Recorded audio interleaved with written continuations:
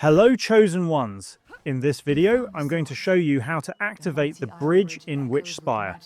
Before we begin, I should mention that I haven't been keeping track of which route corresponds to which exact activation point, but I do know where all of the locations are. So with that in mind, let's jump straight into where to find each one. The first location is found to the southeast, right around the area where you can see these older trees on the map. Once you arrive, look for a platform with a symbol in the center. Simply step onto it to activate the point. The second location is on the small island to the northeast. Be a little careful here, since there's a Froblin camp nearby that can be dangerous if you're still under-leveled. Once you make your way up, look for the platform near one of the highest points of the island, and activate it the same way. The third location is all the way to the northwestern side of the island, once again near a cluster of older trees. If you're wondering how to reach this area, there's a stone bridge you can cross to get closer.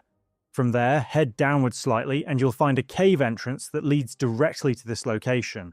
Once inside, look for the activation platform and step on it.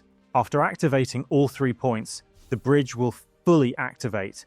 And that's everything you need to know about how to activate the bridge in Witchspire.